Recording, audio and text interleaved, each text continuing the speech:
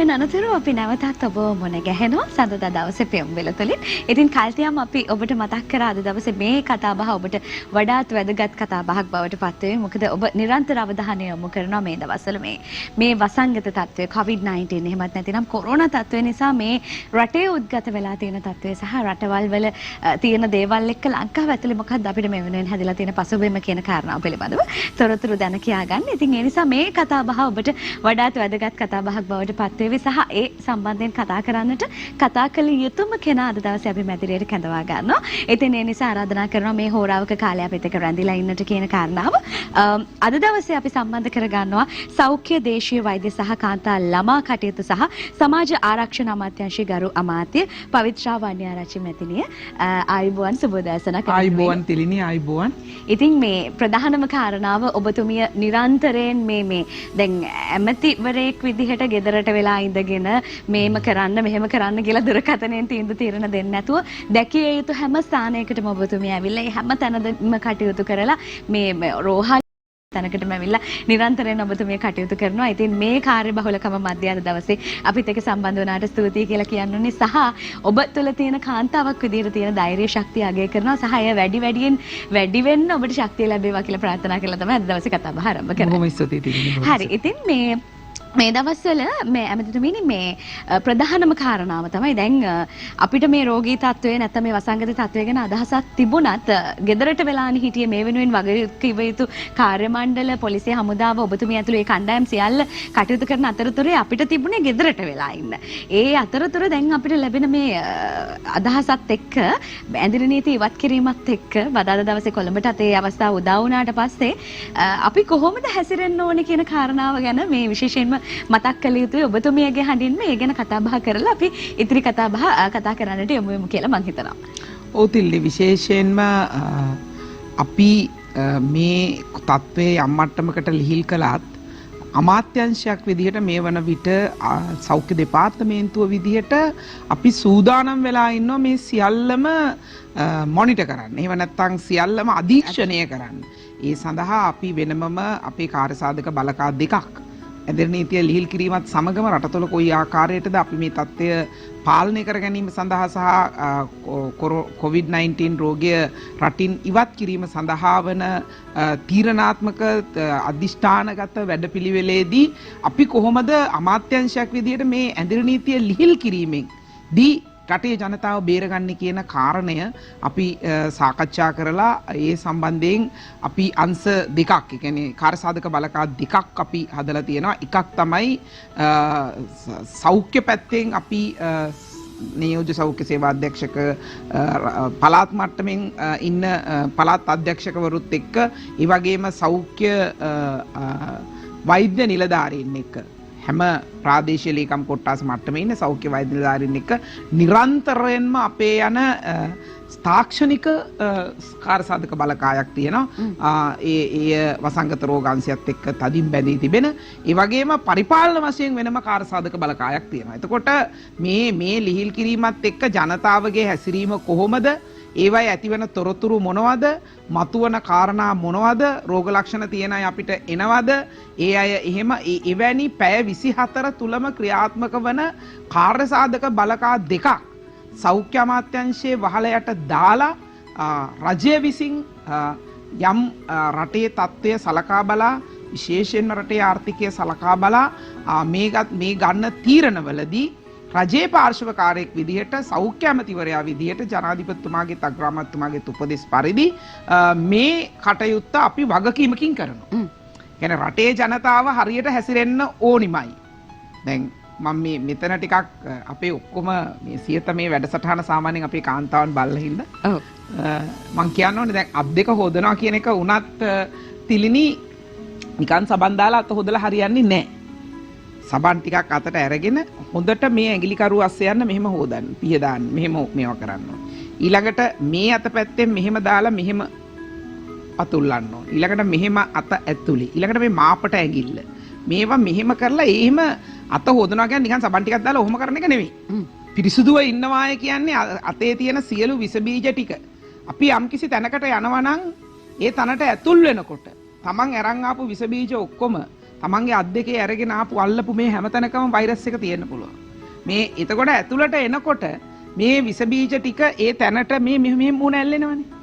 ඉතින් ඒක එතකොට මං කොතන හරි මේ එනකොට කොහේ හරි තැනක තිබුණා නම් යම් විස බීජයක් කෙලිම මං රෝගියෙක් බවට පත් වෙලා. ඉතින් ඒක නිසා යම් කිසි තැනක ඇතුළකට යම් ස්ථානයකට එනවා නම් හොඳට අත හොදලා එහෙම නැත්නම් විස බීජ හරණය කරන්නේ සැනිටයිසර් එකකින් හොඳට අත මේව කරගන්න ඕනි.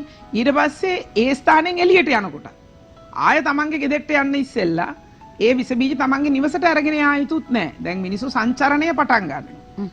කරුණාකරලා යම් කිසි තැනකට එනවා නම් තමන්ගේ ආරක්ෂාව තමන්ගේ ජීවිතයේ ආරක්ෂාව ගැන හිතලා ඒ තැනට එනකොටත් අත් දෙක හොදාගෙන ඒ විස බීජ ඒ දොරෙන් ඇතුළට අරන් එන්න එපා. තමන් අරන් ආපු විස බීජ දොරෙන් ඇතුළට එන්නත් එපා. තමන් ඊට පස්සේ ආපහු ගෙදරට යනකොට ඒ විස බීජ ආය අරගෙන යන්නත් එපා. පිරිසුදු කරනවා කියන්නේත් අත් හොදනවා කියන්නේත් ඒක ඊටාම සියලු විස බීජ අයින් වෙන ආකාරයට තමයි ඒ කටයුත්ත උනත් කරන්න ඕනි.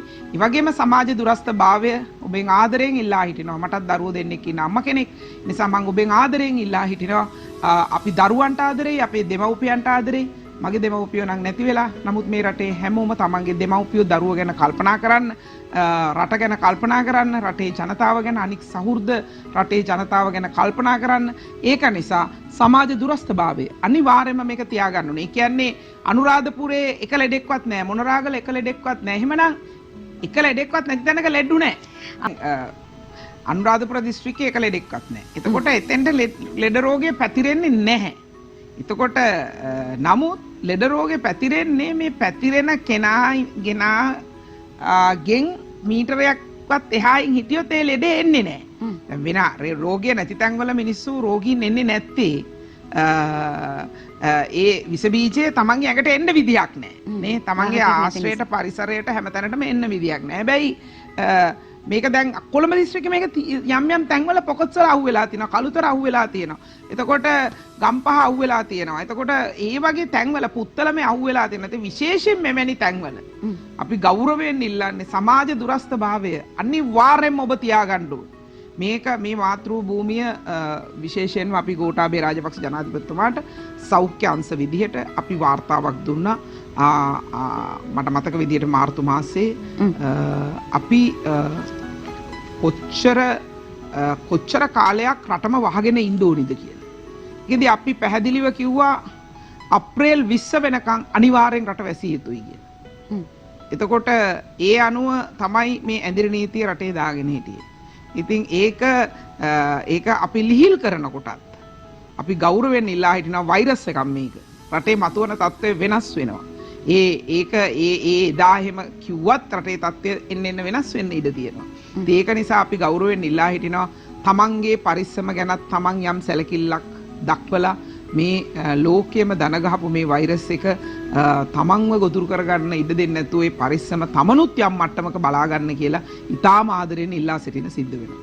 හොඳයි. ඉතින් අමාත්‍යතුමියත් එක්ක කතා කරන්න බොහොමයක් දේවල් තියෙනවා. විශේෂම කාරණාව ශ්‍රී ලාංකිකයන් විදිහට මේ කටයුත්තේදී අපිට රාජ්‍ය සෞඛ්‍ය අංශ සහ ඔබතුමිය ඇතුළු කාර්ය මණ්ඩල ත්‍රිවිධ හමුදාව පොලිසිය මේ සියල්ලන් හරහා ලැබෙන විසඳුම් එක්ක මම හිතනවා හොඳ තැනක අපිට නවතින්න පුළුවන්කම ලැබුණා. ශ්‍රී ලාංකිකයන් විදිහට ආඩම්බර වෙන්න පුළුවන් තැනක. දැන් මිනිස්සුන්ට ප්‍රශ්න තියෙනවානේ මේ සම්බන්ධයෙන්. ජනතාව හිතනවා දැන් මේ ඇඳිරි නීතිය ලිහිල් කරා. කෙනෙක් හිතනවා ඒක හොඳයි. මේ රට ඉස්සරහට යන්න ඕනි කියලා. තව කෙනෙක් හිතනවා අනේ මෙච්චර ඇදපු එකේ ඉතුරු ටිකක් ඇදගත්තා නම් මේක මොනවා හරි වෙන්න තියෙන ප්‍රශ්න වලින් ගොඩ දා ගන්න තිබ්බා කියලා. ඔබතුමියගේ පෞද්ගලික අදහස මේ සම්බන්ධයෙන් මොකක්ද? මෙහෙමයි. දැන් ඇත්තටම මම කැමති මුළු රටටම මේ 18 ලක්ෂයක් වෙච්ච රාජ්‍ය සේවකයින්ට පඩිය දීලා ගෙදර තියන්න පුළුවන්. මම කැමති මිනිස්සුන්ගේ එළවලු ටික අරගෙන ආණ්ඩුවෙන් ඒ ටික ගම් වලට බෙදලා දෙන්න පුළුවන් නම්. මම කැමති ආණ්ඩුවෙන් පළතුරු ටික අරගෙන බෙදලා දෙන්න පුළුවන් නම්. මම කැමති රැකියා අහිම්බෙච්ච සියලු දෙනාටම ආණ්ඩුවෙන් රුපියල් 5000 ගානේ දැනට දීලා තියෙනවා පවුල් සමෘද්ධි සහනාධාරය විතරක් දීලා තියෙනවා. ඔව් ඒ සම්බන්ධ දත්ත ඔබතුමිය ලබා දීලා තියෙනවා. සමෘද්ධි සහ ප්‍රතිලාභ ලබා දීලා තියෙනවා රුපියල් 5000 ගානේ පවුල් 25 ලක්ෂ 40353කට පවුල් සමෘද්ධි ව්‍යාපාරයේ ඉන්න පවුල් 25 ලක්ෂ 40353කට රුපියල් 5000 ගානේ මිලියන 12702ක් දීලා තියෙනවා. ඉතින් මේ ඒ වගේම වකුගඩු දීමනාව දීලා තියෙනවා පුද්ගලයන් 38307කට රුපියල් මිලියන 191ක්. ඒ වගේම පුද්ගලයන් 1,08,422කට ආබාධිතයන්ට දීලා තියෙනවා රුපියල් මිලියන 542ක්. ඒ වගේම වැඩිහිටියන් විදියට දරිද්‍රතාවයෙන් පෙළෙන පුද්ගලයන් 5,73,708කට රුපියල් මිලියන 2,868ක් දීලා තියෙනවා. ඒ වගේ මිලියන 12,000 මෙහෙම රටකට දැන් මහා සල්ලියක් තියෙන රටකට විශාල ශක්තිමත් ආර්ථිකයක් තියෙන රටකට අනේ ඔයගලන්ට කෑම නැහැ නේද? මෙන්න සල්ලි. ඔය රාජ්‍ය සේවකයෝ ගෙවල් වලට ලයින්. අන්න මෙන්න සල්ලි. ඔයගලගේ බඩු ටික. ඒ ටික දෙන්න අපි ආණ්ඩුවෙන් අරගෙන බෙදලා දාන්න. මෙහෙම කරලා අවුරුද්දම ඉන්න පුළුවන් නම් ඒත් ඉතින් එහෙම පුළුවන් නම් හොඳයි. හැබැයි රටක ආර්ථිකයක් කියලා කියන්නේ මොකක්ද? අපිට දැකලා තියෙනවා ලංකාවේ ලොකු ව්‍යාපාරිකයෝ හිටියා. එයා එක පාටම කඩාගෙන ඇදගෙන වැටිලා බංකොලොත් වුණා. මම නම් කියන්න සඳහන් කරන්න කැමති නෑ. සමහර බැංකුත් එක්ක මහා ජාලාවල් තිබිච්ච ලොකු ව්‍යාපාරිකයෝ අපේ ඇස් ඉස්සරහ පිට ඔබතුමන්ලට මතක ඇති. නිකන් එක දවසේ බංකොලොත් වුණා. ඒතොර රටක ආර්ථිකයක් කියලා කියන්නේ මොකක්ද? රටේ ආර්ථිකය කියලා කියන්නේ කුඩා ව්‍යාපාර කරන අය අද ඉවරයි. අද කෙරෙන්නේ නැහැ. මධ්‍යම ව්‍යාපාර ඊළඟට ජාතික මහා ව්‍යාපාර ඒ වගේම අපනයනය කරන ව්‍යාපාර ඒ සියල්ලම අද මුකුත් නැහැ. ඊළඟට සේවා සපයන අංශ ඒ වගේම රාජ්‍යයට ආදායම් උපයන රාජ්‍ය ව්‍යාපාර ඒ වගේම කෘෂි කර්මාන්තය ඒ වගේම මේ කර්මාන්ත මේ සියලු අංශ අද නිකන්. ඒතකොට රටේ ආර්ථිකයක් නැහැ. රටේ ආර්ථිකය නැතුව රටේ ආර්ථික ක්‍රියාවලියක් නැතුව දැන් සමහර කර්මාන්තකරුවන්ට හිතෙන්න පුළුවන් අනේ මගේ ෆැක්ටරිය වහලා තියෙනක හොඳයි කියලා. මොකද දැන් ණයයි වාරිකයි ගෙවන්න ඕනේ නැහනේ ආණ්ඩුවෙන් කියලා තියෙනවා. මාස 6ක් යනකම් ඔබ ගත්ත ණයවල වාරික ගෙවන්න ඕනේ නැහැ. එතකොට එයාට ණය වාරික ගෙවන්න එයා ෆැක්ටරිය වහලා හොඳට ඉන්නවා. හරි කැමති. තමන්ට ෆැක්ටරියට යන්න ඕනෙත් නැහැ. මොකද මේ කොරෝනා වසංගතේ තමන්ට එන්නෙත් නැහැ. ගෙදෙට්ට වෙලා ඉතින් තමන් හොඳට ඉන්නවා. එතකොට එයාගේ ණය වාරික ගෙවන්න ඕනේ. මිනිස්සු ගත්ත ණය වාරික ගෙවන්න ඕනේ. ඊළඟට කර්මාන්තකරුවෝ ගත්ත රජයේ සේවකයින්ගේ ණය ගෙවන්න ඕනේ.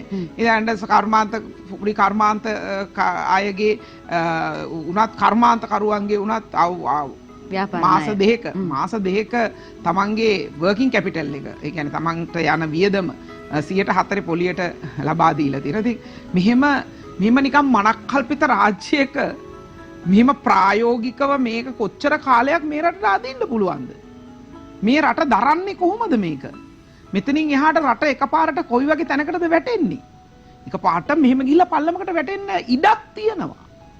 එහෙම රටක ආර්ථිකයක් නැතුව රටක් වහලා තියන්න පුළුවන්ද ලංකාව වගේ රටක්? හොඳයි. හැමෝම කැමතියි. තව මාස 3ක් මහලා තියන්න පුළුවන් නම් මම බොහොම කැමතියි. මොකද ඉතින් රටම ඉතින් ඔහොම දැන් ඔබතුමියලා වගේ මේ මාධ්‍ය අංශේ ඉන්න අපි ඔබතුමියලා ආරක්ෂක අංශ ඒ වගේම සෞඛ්‍ය අංශ අත්‍යවශ්‍ය සේවා අංශ ටික ඇරෙන්න ඉතුරු ඔක්කොටම පඩි දීලා ගෙවල් වලට දෙලා ඉතුරු කණ්ඩ බොන්න ටිකක් තියලා අනිත් ගෙවල් වලටත් මිනිසුන්ට 5000 සැරින් සැරේට බෙදලා අනේ කොච්චර හොඳද එහෙම රටක් තියක් තියන්න පුළුවන්. හැබැයි එහෙම රටකට කරන්න බෑ. රටක් ගෙනිය ගන්නව රට යම්කිසි තැනකදී රටේ ඉකොනොමි එකක් නැති වෙන්න බෑ. රටේ ආර්ථිකයක් නැති වෙන්න බෑ. කොච්චර අමාරුවෙන්ද ආණ්ඩුව මේ මාසේ වහක් දරාගෙන හිටියේ. ඉතින් එන්නේ එහෙම තත්වයක් රටක තියෙනවා. අපි ඉන්න රටේ ඔබට මතක ඇති ඇමරිකාවේ එහෙම නැත්නම් ඉතාලියේ එක කාලෙක කර්මාන්තකරුවන්ට තමන්ගේ ණය ගෙවා ගන්න බැරුව කර්මාන්ත වැහුණා. එතකොට ලක්ෂ ගණන් පාරට ආවා. හරිද? ඒ වගේම සියලු දේ මිනිස්සු විකුණන්න ගත්තා. ආර්ථික ක්‍රියාවලිය අනිත් පැත්තටම ගියා. එහෙම ඇමරිකාව, ඉතාලිය, ප්‍රංශය වගේ රටවල් වල එහෙම වුණා.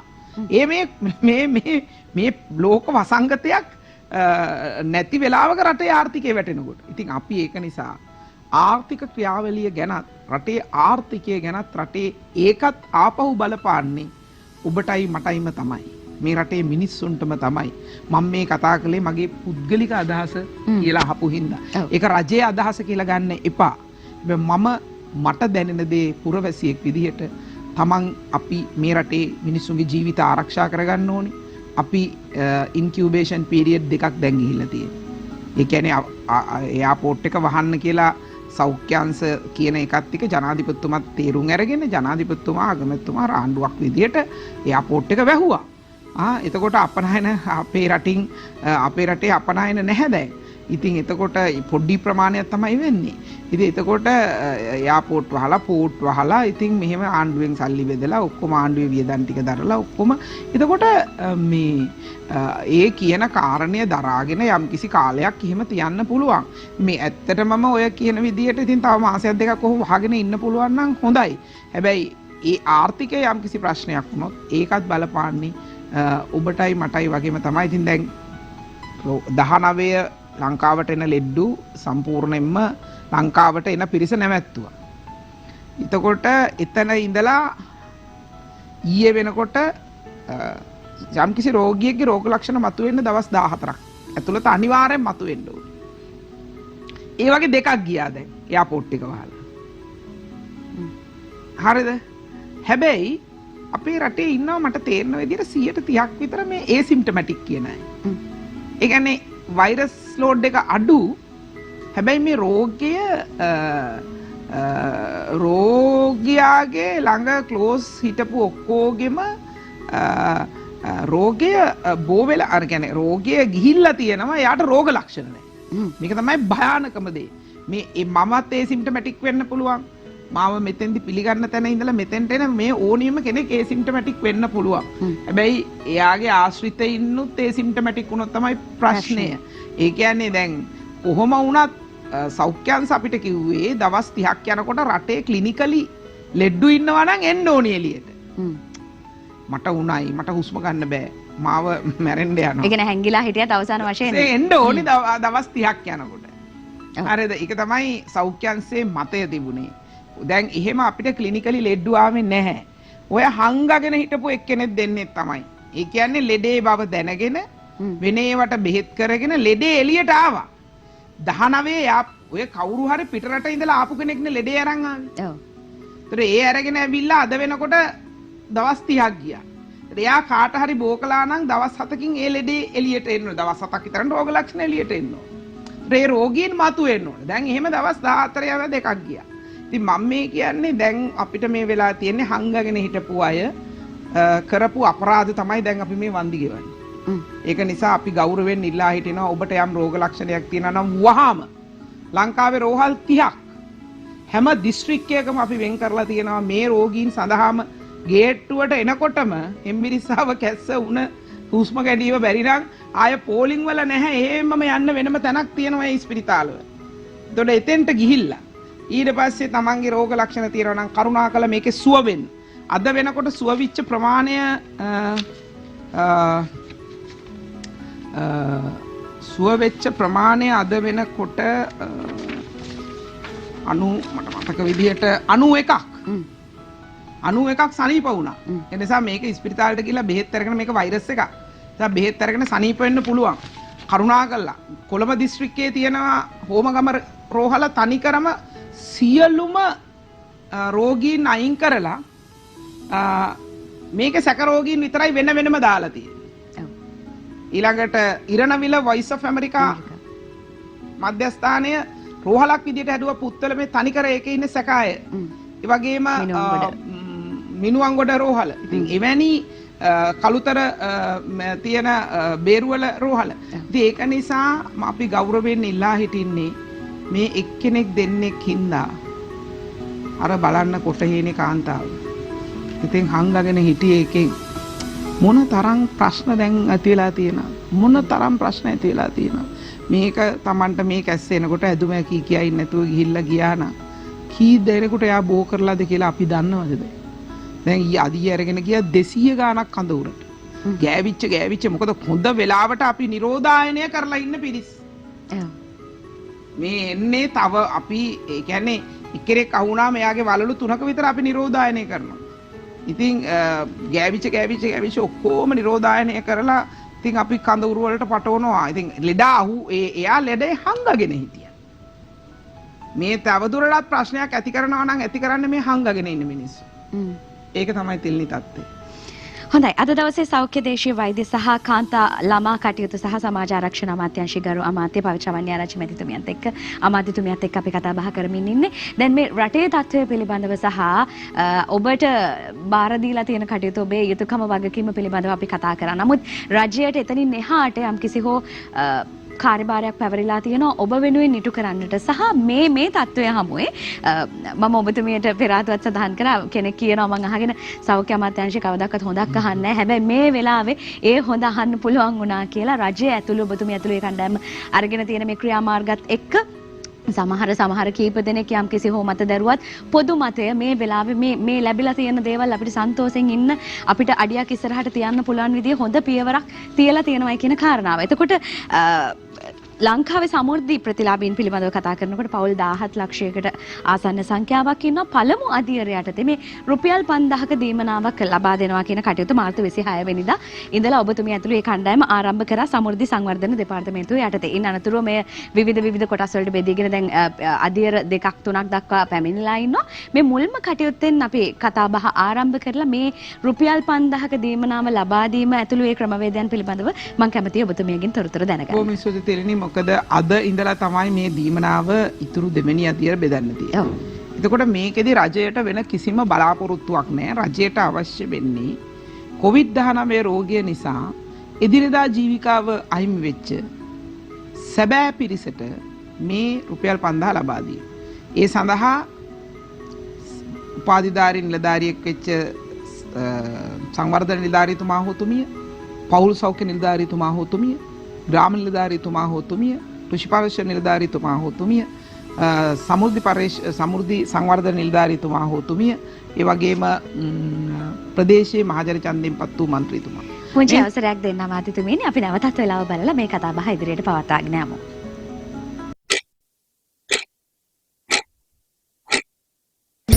කුමාරිකා මුසු වූ නව සර්ෆ් එක්සෙල් දැතට සිමුදුයි පෙල්ලම් මට්ටුයි. එතකොට මේ නිලධාරීන් 5 දෙනාත් එක්ක ඡන්දෙන්පත් වෙච්ච മന്ത്രിතුමාත් ඉඳලා මේ සියලු දෙනාම අස්සම් කරන්න ඕනේ මේ ලේඛනවලට. එතකොට ඒ අය පරීක්ෂණය කරන්න ඕනි ඡන්ද පොත අරගෙන හරි සෝමාවති එහෙම නැත්නම් කමලා හරි නැත්නම් පියදාස හරි සුනිල් හරි ඒ පවුලේ අයට ඇත්තටම ජීවිකාව ගැට ගහ ගන්න බැරි වෙලා තියෙනවද මේ ඇඳිරි නීතිය නිසා? නැත්නම් COVID-19 රෝගය වළක්වන්නට ගත්ත පියවර නිසා. එහෙනම් ඒ පවුලට දෙන්න ඕනේ. එතකොට මේක අපි ගෙදරටම සමෘද්ධි සංවර්ධන නිලධාරීතුමා මේ කණ්ඩායමම එකට ඉඳගෙන තීන්දුව කරලා ඒ තීන්දුව කරාට පස්සේ සමෘද්ධි සංවර්ධන නිලධාරීතුමා ඔබේ ගෙදරටම මේ සල්ලි ගෙනත් දෙයි. කරුණා කරලා ඉතාම ආදරෙන් ඉල්ලා හිටිනවා ඔබට මේ රෝගය වළඳ ගන්න අවස්ථාවක් හදාගෙන තැන් වලට ඇවිල්ලා පුරකාලා එහෙම කටයුතු කරන්න එපා. ආදරයෙන් කියන්නේ මේ ඔබට තියෙන ආදරේ, ඔබේ ජීවිතයට තියෙන ආදරේට මේකේ භයානකම් මම දැකලා තියෙන හින්දා දන්න නිසා ඔබට කියන්නේ. ඒක නිසා අපි අපේ ජීවිතේට ඕනි දෙයක් වෙච්ච දෙන් කියලා මේකට බැහැලා තියෙන්නේ. මොකද රට බේර ගන්න ඕන නිසා. ඔබතුමිය මේ අර සමුදෙන අවස්ථාවේදී එතෙන්ට ආව ඒක පිළිබඳවත් මේ සමාජ ජාල වෙබ් අඩවි වල කතා බහ වුණා. ඔබතුමිය මේ සිපවැලද ගත්තා කියන කාරණාව ගැන. ඔව්. මයි ගැනත් කතා කරන්න තියෙනවා. එතකොට මට කියන්න තියෙන්නේ එතකොට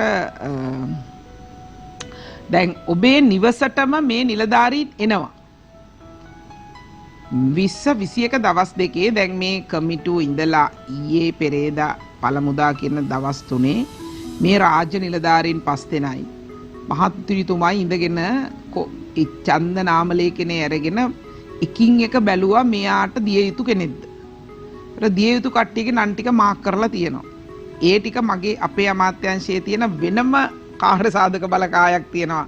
සහනාධාර බෙදා දීමට සමාජ ආරක්ෂණ අමාත්‍යාංශයේ ඒ කාර්ය සාධක බලකායට අපි පැයෙන් පැයට ඒ කමිටු රැස් කරන ඒවා රිපෝට් ගන්න ලංකාව පුරා. එතකොට ඒ කොමිටු ටිකෙන් තෝරාගත්ත අයට අපි අපේ බැංකු හරහා මේ මුදල් අරගෙන ඔබේ නිවසටම ගෙනත් දෙනවා. 20යි 21යි ඔබට නොලැබුණොත් අන්න එදාට ආපහු අපි රජයේ ප්‍රතිපත්තිමේ තීරණයක් අරගෙන ආවා නම් මේ 20යි 21 දවස් ටිකේ තවත් කාට හරි දෙනවා කියලා මොනවා හරි ශාස්ත්‍රයක එයාටත් අපි දෙනවා. අභියාචනාත් 22ට දෙනවා. සුදුසුණා. රැස් කන්න එපා, පොර කන්න එපා, ගෙදෙට්ටම ගෙනල්ලා ඔබට අපේ ඔබ වෙනුවෙන් මේ යුතුයකම අපි ඔබේ දෙපා මුලට ගෙනත් දෙනවා. ඒක නිසා එන්නේ කාරණේ මතක් කරන්න ඕනේ. මොකද අපට බයයි ඔබ තනින් තන එක්කව වෙලා එක තැනක දෙයක සමහරලාට ඉතින් මාධ්‍ය වලින් පෙන්නනවා ලංකාවේ හැමතැනම එහෙම නැහැ. ඒ තැන එක දෙක වෙනකොට ඒ තැන්වල පෙන්නන හින්දා අපි කියන්නේ ඒක නිසා අපි දැනගන්නවා. මෙහිම තත්ත්වයක් තියෙනවා කියලා විශේෂයෙන් මේ කටයුත්තේදී බැසිල් රාජපක්ෂ මැතිතුමා තමයි මේ කාර්යසාධක බලකායේ ප්‍රධානියා විදිහට කැබිනට් මණ්ඩලයේ අතිගරු ජනාධිපතිතුමාගේ නිර්දේශය එක්ක අනුමත කරලා තියෙන්නේ. එතුමා විශාල කාර්යභාරයක් කරනවා මේ රටේ ගොවීන්ගේ ගොවි ද්‍රව්‍ය මිලදී අරගෙන අනිත් ප්‍රදේශ වලට බෙදන්න. ඒ වගේම අවශ්‍ය අත්‍යවශ්‍ය සහන කටයුතු ඒ සියල්ල කරන්න. ඉතින් ඒක නිසා අපි ඔබෙන් ගෞරවයෙන් ඉල්ලනවා නිකාම් බොරුවට කලබල වෙලා ප්‍රශ්න හදාගෙන එහෙම කරන්න යන්න එපා. එතකොට මේ සඳහා ඔබ සුදුස්සෙක් නම් ඔබට ඔබේ ගෙවල් වලටම ඇවිල්ලා මේ රුපියල් 5000 දීමනාව ලබා දෙයි. ඒ කමිටුව තමයි අත්‍යවශ්‍ය මහජන සේවාවන් අඛණ්ඩව සැපයීම මෙහෙයවීම සම්බන්ධීකරණය සහ පසු විපරම සඳහා වූ ජනාධිපති කාර්යසාධක බලකායේ ප්‍රධානියා විදිහට බැසිල් රාජපක්ෂ මැතිතුමාගේ ප්‍රධානත්වයෙන් මේ යාන්ත්‍රණය ලංකාවේ සිද්ධ වෙනවා. ඉතින් ඒක නිසා මේ කාරණා මම මතක් කරන්න ඕනි. රජයක් විදියට මිලියන 12000යි 3000යි 5000යි කියා මේ මිනිස්සුන්ට මෙහෙම සල්ලි බෙදනවා. ඒ කියන්නේ මේ මිනිස්සුන්ට ජීවත් වීම සඳහා අවශ්‍ය දේ කළ යුතු නිසා ඉතින් අපට කරන්න පුළුවන් සියලු දේ අතිගරු ජනාධිපතිතුමා වගකීමකින් කරනවා. ඒ හැම දෙයක්ම හැම පැත්තක්ම අපි බැලිය යුතු වෙනවා. මම හිතන්නේ ජනාධිපතිතුමා අද හවස රටේ ජනතාව ආමන්ත්‍රණය කරන්නටත් නියමිතයි. මොකද රටක් කියන්නේ හැම දෙයක්ම. ඉතින් අපි සෞඛ්‍ය අංශ වශයෙන් අපිට තියෙන්නේ මේ එන වැඩ කාරණෙත් එක්ක අපි කොහොමද ආය රටේ ජනතාව සූදානම් කරගන්නේ මේ සෞඛ්‍ය අමාත්‍යාංශයේ සූදානම් කරන්නේ කොහොමද රටේ ජනතාව සූදානම් කරන්නේ කොහොමද? එතකොට අපි නිරන්තරයෙන් අපේ ක්ලිනික් සරහා ඒ කියන්නේ බබාලා හම්බෙන්නේ එන අයගේ ඒ ක්ලිනික්ස් තියෙනවා, සාමාන්‍ය ක්ලිනික්ස් තියෙනවා. මේ හැම එකකින්ම තොරතුරු වාර්තා අරගෙන ඒ වගේම මහජන සෞඛ්‍ය පරීක්ෂකවරුන් හරහා වාර්තා අරගෙන දිගින් දිගටම අපි මහා අවධානයකින් රටේ ජනතාවගේ සෞඛ්‍ය තත්ත්වය සම්බන්ධයෙන් අපි ඉන්නේ. අපි ස්පිය නොහෙලා ඔබ දිස බලන් ඉන්නවා. ඔබට යම්කිසි ඔබේ ගමේ හැරි යම්කිසි ප්‍රශ්නයක් තර්ජනයක් ආවොත් අපේ ඒ වගේම රටේ බුද්ධ්‍යංශ මේ සඳහා යොදවලා තියෙනවා. යම්කිසි රෝගියෙක් හරි මතුවෙනවා නම් ඒ හැම තැනකම අපි සියලු කටයුතු ඒ සඳහා නිරන්තර අධීක්ෂණයක අපේ අමාත්‍යාංශයේ වහලයට අපි කාර්යසාධක බලකා දෙකක් දාලා තියෙනවා පරිපාලනයට සහ තාක්ෂණික කටයුතු සඳහා. හොඳයි. ඉතින් අද දවසේ සෞඛ්‍ය දේශීය වෛද්‍ය සහ කාන්තා ළමා කටයුතු සහ සමාජ ආරක්ෂණ අමාත්‍යාංශයේ ගරු අමාත්‍ය පවිත්‍රා වන්‍යාරච්චි අමාත්‍යතුමිය සමගින් අපි කතා බහ කරමින් ඉන්නේ. ඔබ අහලා ඇති අර වතුර වීදුරුවේ කතාව. වතුර වීදුරුවේ පිරීලා තියෙන ප්‍රමාණය ගැන නෙවෙයි අපි හිතන්නේ සමහර වෙලාවට හිදස් තියෙන ප්‍රමාණයනේ. ඉතින් ඔබේ යුතුයකම් වගකීම් කොට්ටාශය මේ රජයෙන් සිදු කරන යුතුයකම් වගකීම් කොට්ටාශයට එකතු වූ කල මේ ප්‍රශ්න ගැටලු සියල්ල විසඳාගෙන කලින් වගේ සතුටින් hina වෙලා ඉන්න අවශ්‍ය කරන වටපිටාව ශ්‍රී ලාංකිකයන් විදිහට අපිට සකස් කරගන්නට හැකියාව උදා වේවි. මේ පිළිබඳව කතා බහ කරන්න තවත් කරුණු කාරණා අප සතුව තිබෙන සෞඛ්‍ය දේශීය වෛද්‍ය සහ කාන්තා ළමා කටයුතු හා සමාජ ආරක්ෂණ අමාත්‍යාංශයේ ගරු අමාත්‍ය පවිත්‍රා වන්‍යාරච්චි මැතිණියත් සමගින් කතා බහ කරමින් හිටියේ. ඉතින් ඊටාම කාර්යබහුල අවස්ථාවකදී සෞඛ්‍ය අමාත්‍යාංශය පමණක් නොවේ ඔබතුමීට දැන් වැඩ රාජකාරි සල්ලි දෙන එකයි ලෙඩ රෝග සුවපත් කරන එකයි මේ ඔක්කොමත් එක්ක කාර්යබහුල ඊටාම කාර්යබහුල අවස්ථාවක ඉතින් අපිත් එක්ක සම්බන්ධ වීම ගැන ඔබතුමීට ස්තුතිවන්ත වෙනවා. දැන් අපි පළමු අදියරේ කියන්නේ සමෘද්ධි ප්‍රතිලාභයෙන් පිළිබඳව අපි කතා කරා. ඉන්න අනතුරු ඔබතුමිය ප්‍රකාශයට පත් කරපු ආකාරයටම අත්‍යවශ්‍ය මහජන සේවාවන් අඛණ්ඩව සැපයීම මෙහෙයවීම සම්බන්ධීකරණය සහ පසු විබරම පිණිස වූ ජනාධිපති කාර්යසාධන බලකාය යටතේ බැසිල් රාජපක්ෂ මහතාගේ ප්‍රධානත්වයෙන් ජනාධිපතිතුමා මේ පත් කරන කණ්ඩායමට ඒ අය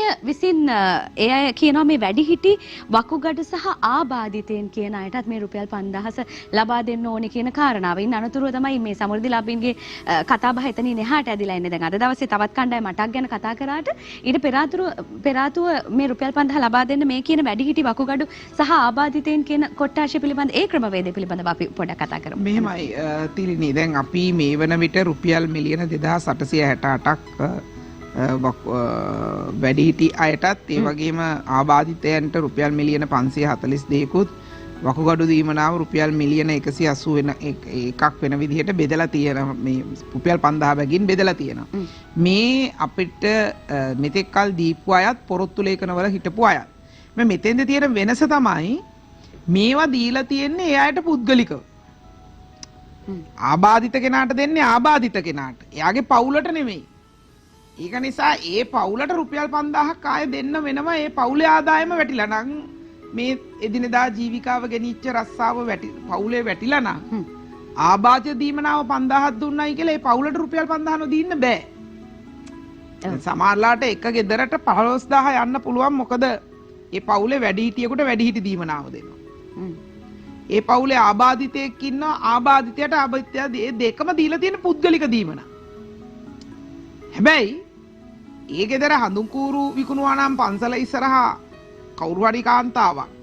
ඒතර ඒ කාන්තාව දැන් පන්සල් වලට සෙනගෙන්නේ දේවාල වලට සෙනග යා ගන්න විදියක් නැහැ. එතනන් එයාට ඒ හඳුන් කූරු ටික විකුණ ගන්න බැරි වුණා නම් එතකොට මේ පවුලට දෙන 5000 ඒ ජීවිකාව කරගෙන යන්න බැරි වෙච්ච නිසා COVID-19 රෝගය නිසා එදිනෙදා රැකියාව කරගන්න බැරි වෙච්ච කෙනාට දෙන 5000 ඒකේ 5000 දෙන්න ඕනේ. විශේෂයෙන්ම මේ වැඩිහිටි ආබාධ සහ වකුගඩු දීමනා ගණන් ගන්න බෑ. පවුලට දෙන දීමනාවක් විදියට ඒ පුද්ගලයින්ට දීපු විශේෂිත වූ දීමනා. හොඳයි. දැන් ඉන් අනතුරුව මේ කණ්ඩායම විසින් හඳුනා ගන්නවා තවත් කණ්ඩායම් 8ක්.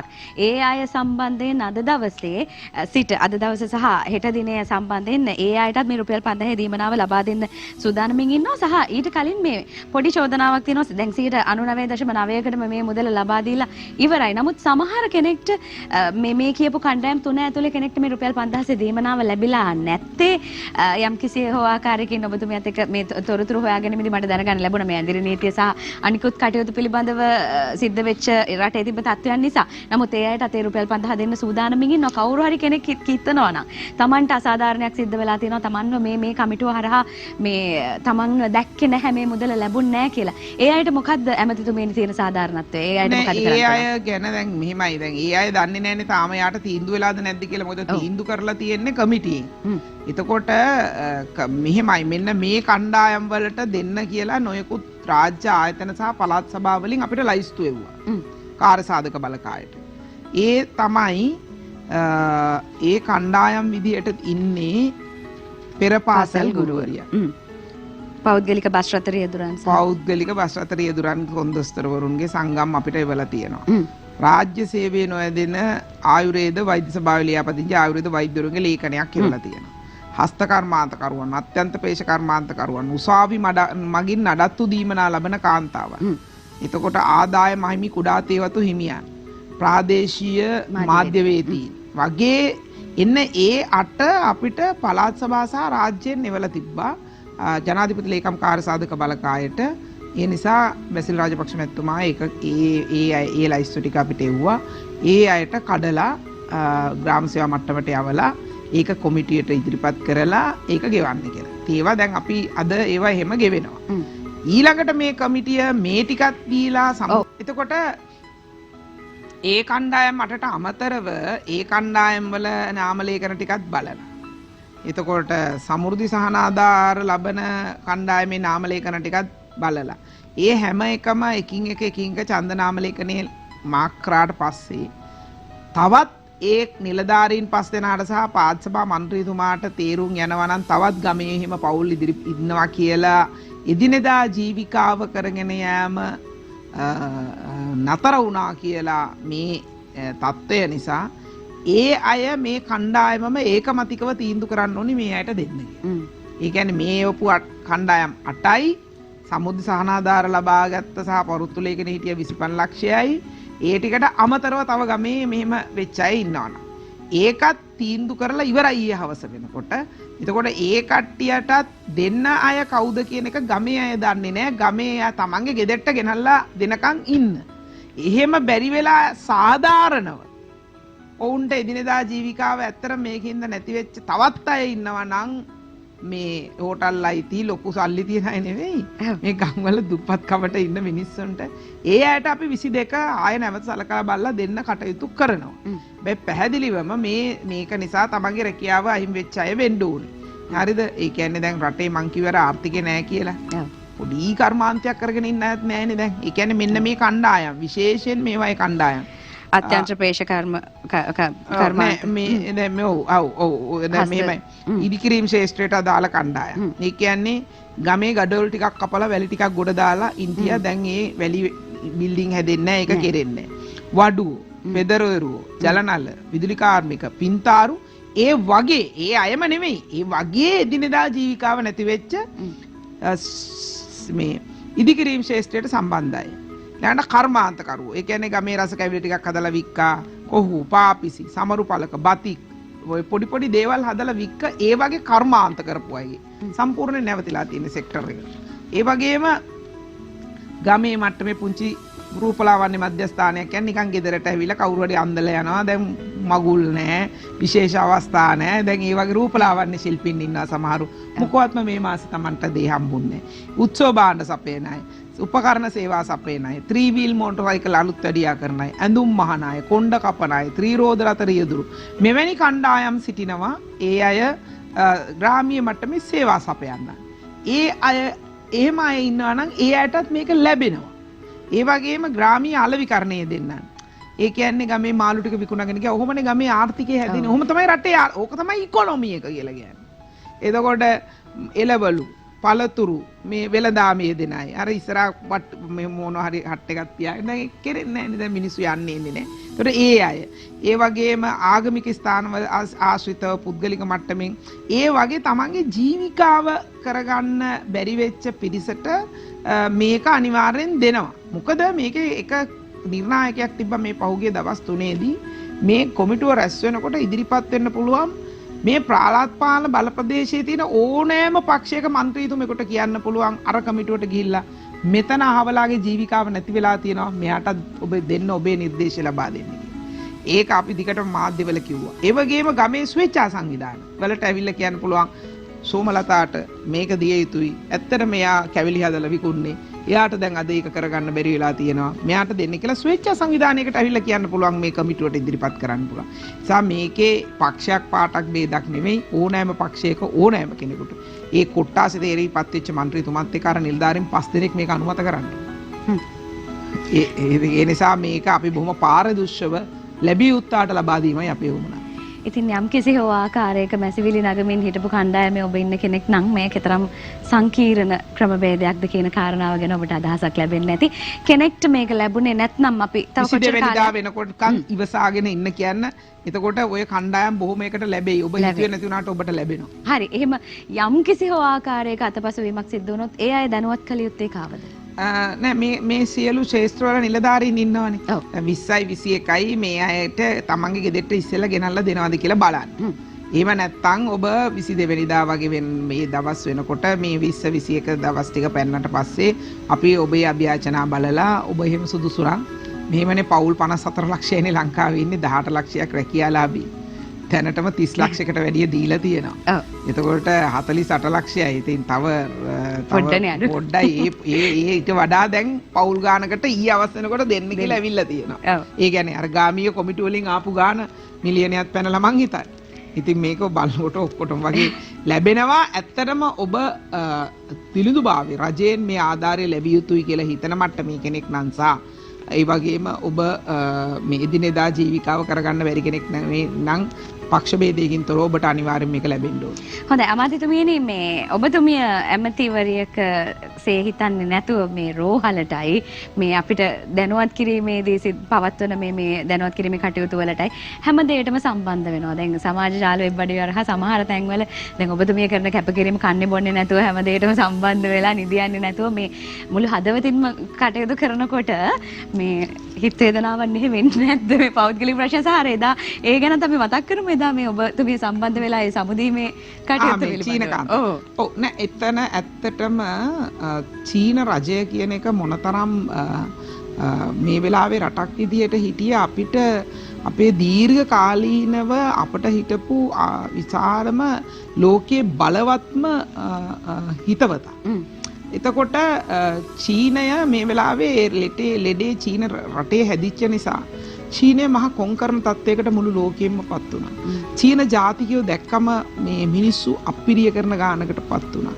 එතකොට හැබැයි මම දන්නවා මුළු ලෝකෙම මේ රෝගය වැඩිම වුණොත් තව අවුරුදු දෙකක් තියෙයි. ඊට වැඩිය තියෙන්නේ නැහැ. ඊට පස්සේ මේ ලෝකෙන් මේ රෝගේ යනවා.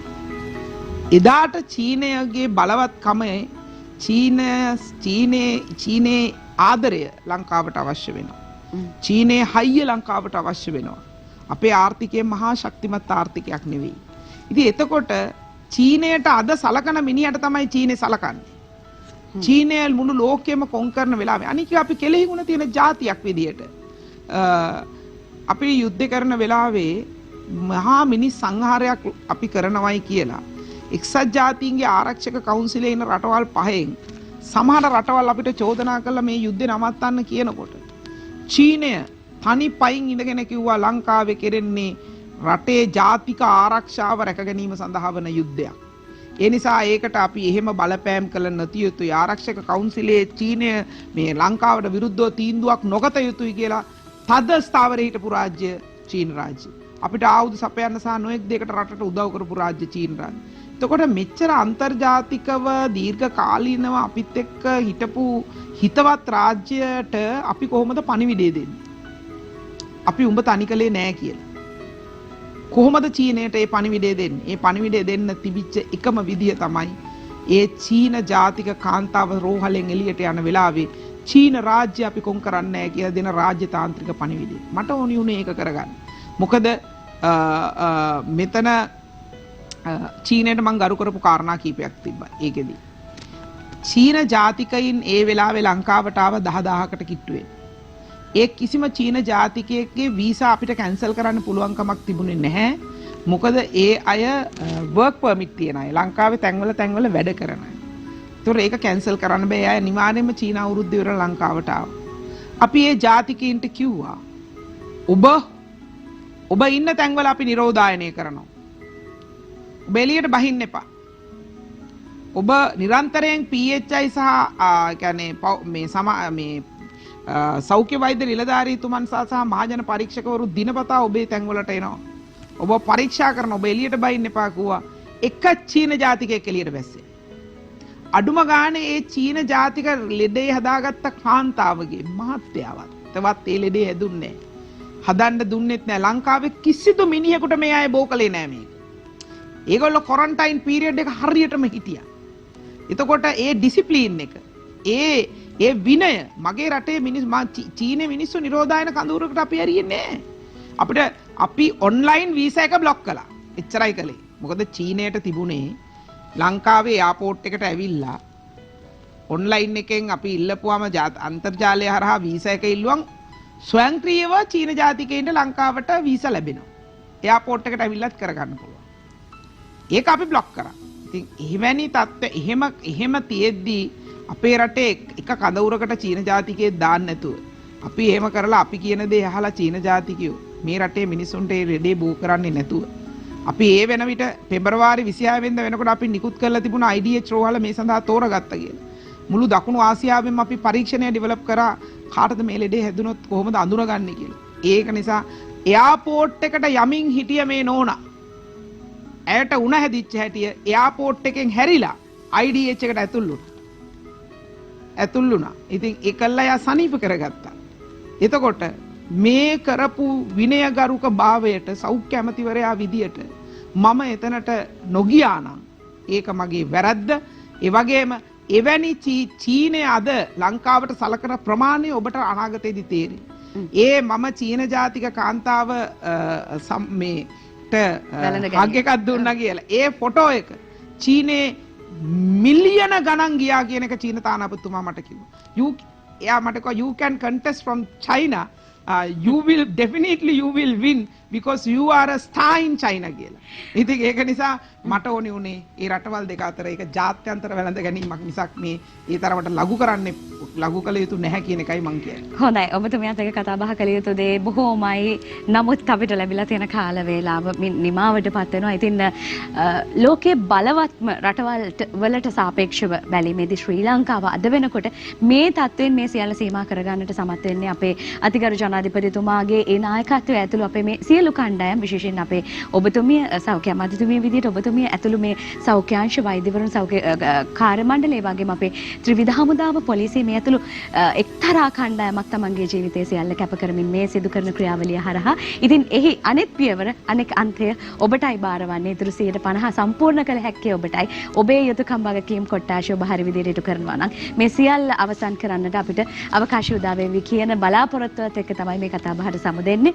ඉතින් අද දවසේ මේ අපේ කියන්නේ සෞඛ්‍ය අංශ පිළිබඳව කතා බහ කරද්දී අපේ ඇමතිතුමියගේ කාර්යභාරය මම ඔබට විශේෂයෙන් සඳහන් කළ යුතු නැහැ. මේ මුදල් ලබා දීම, මේ රෝගවලට සම්බන්ධ අනිත් අයත් එක්ක කටයුතු කිරීම, මේ හැම දෙයක් වෙනුවෙන්ම ඇයගේ සියලු දේ කැප කරමින් ඇය කටයුතු කරන ආකාරය ඔබ දකිනවා. ඉතින් මේ කාර්යබහුලකම මැද අද දවසේ අපිත් එක්ක කතා බහට සම්බන්ධ වීම අගය කොට සලකනවා සහ මින් ඉදිරියටත් මේ සියලු පියවර වෙනුවෙන් ඔබට පෙනී සිටින්නට ශක්තිය ධෛර්යය ලැබේවා කියන ප්‍රාර්ථනාවත් එක්ක සෞඛ්‍ය දේශීය වෛද්‍ය සහ කාන්තා ළමා කටයුතු සහ සමාජ ආරක්ෂණ අමාත්‍යාංශයේ ගරු අමාත්‍ය පවචාවන්‍ය ආරච්චි මැතිණියට ආයුබෝවන් කියලා සමුදෙනවා. ආයුබෝවන් තිලනි, බොහොම ස්තුතියි මට ආරාධනා කරාට. හොඳයි. ඉතින් අද දවසේ මේ කතා බහමින් නිමාවටපත් වෙනවා. හෙට අනිද්දා ඔහොම ඔබේ ජීවිතේ කලින් ඔබ පවත්වාගෙන ආපු විදිහට පවත්වාගෙන යනකොට ඔබට හැකියාව උදා වේවි. නමුත් නිරන්තරයෙන් ප්‍රවේශම් වෙනවා කියන කාරණාව හිතේ තියාගන්න. මොකද ඔබේ යුතුයකම වගකීම ඔබ හරියාකාරයෙන් ඉටු කළොත් තමයි මේ සියල්ලට විසඳුම් හොයාගන්න අපිට අවස්ථාව උදා වෙන්නේ. ඉතින් ශ්‍රී ලාංකිකයන් විදියට අතීතයේ ඉඳන්ම අපි පවත්වාගෙන ආපු දෙයක් එක්ක මේ ඉන්දියන් සාගරයේ මුතු ඇටය කියන නාමය අපි මුළු ලෝකේ පුරාවටම අරගෙන ගියා. අද දවසේ අපි මේ සමුගන්නා මොහොතේ අපේ රට වෙනුවෙන් බොහොම ආදරණීය ගීතයක් ඔබට ලබා දෙමින් තමයි වැඩසටහනේ අවසානයේ සනිටුහන් කරන්නේ. ඔබට සුබ දවසක් ප්‍රාර්ථනා කරනවා. ආයුබෝවන්. දිනපතා අලුත් වීඩියෝ සහ ප්‍රවෘත්ති නැරඹීමට ඉහත බටන් එක ක්ලික් කර සියත TV subscribe කරන්න.